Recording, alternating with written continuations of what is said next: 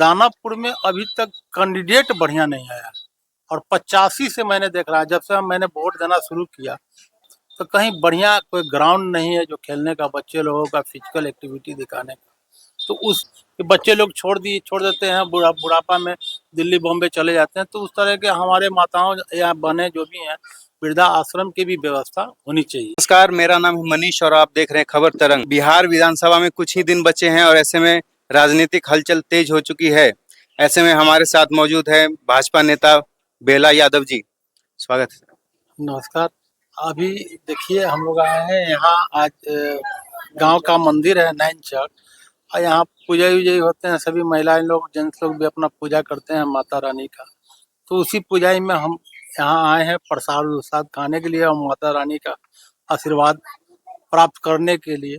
और माता रानी का आशीर्वाद प्राप्त किए हैं और सभी लोगों का सुख समृद्धि के लिए माता रानी से प्रार्थना भी किए हैं कि पूरे नैन चक या खगोल वासियों पर सुख समृद्धि बना रहे।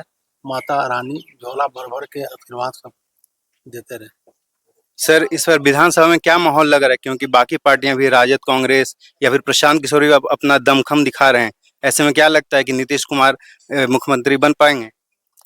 देखिए, अभी विधानसभा में अभी टाइम है और बहुत सारे कैंडिडेट हैं, बहुत सारे पार्टियां हैं, सब अपना अपना घूम रहे हैं, लोगों में जनसंपर्क में लगे हुए हैं।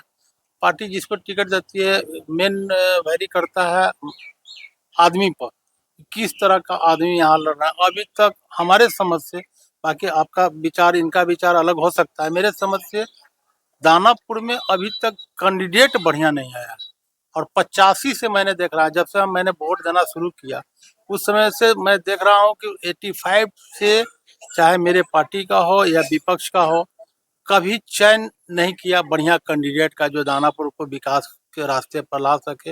एक पटल पर एक रोड मैप, जिसके पास विजन हो काम करने का, उस तरह का अभी तक कोई कैंडिडेट हमारे समझ से कोई कैंडिडेट जो अभी दानापुर में वर्तमान विधायक है, आप ऐसे कौन कौन से मुद्दे चिन्हित किए हैं जो वो अभी जनता के बीच पूरा नहीं कर पाए हैं? नहीं, मैं तो उनके बारे में नहीं बोलूंगा, मैं अपने बारे में ही बोलूंगा कि देखिए, कोई भी विधायक या कोई भी कैंडिडेट हो, उसके पास एक विजन होना चाहिए, एक मास्टर प्लान होना चाहिए कि हमको अगर जनता चुनती है तो हम अपने जनता के बीच में, अपने भाई बंधु, चाचा चाची, बहन भाई, सबके बीच में जा करके क्या आवश्यकता का चीज है वो पहले मैं करूं, ताकि एक रोड मैप मेरे पास हो, उसके अनुसार दिखना शुरू हो जाए। काम तो 5 साल में नहीं होगा पूरा, लेकिन एक सिस्टम बन जाएगा, उस सिस्टम पर काम चलेगा तो 5 से 10 साल में दिखने लगेगा दानापुर में कि विकास कैसे होता है।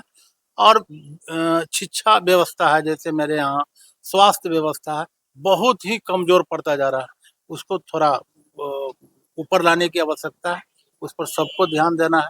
तो जो प्रतिनिधि होता है, अगर वो घर का मुखिया अगर ठीक हो जाए तो घर का 5 सदस्य है लगभग ठीक हो जाते हैं। तो घर का मुखिया को पहले ठीक होना जरूरी है। अगर सर आपको भाजपा से टिकट मिलता है तो आप दानापुर में क्या क्या मुद्दे उठाएंगे जनता के बीच में? देखिए, पहला मुद्दा तो विकास का होगा, दूसरा शिक्षा का होगा, तीसरा स्वास्थ्य का होगा।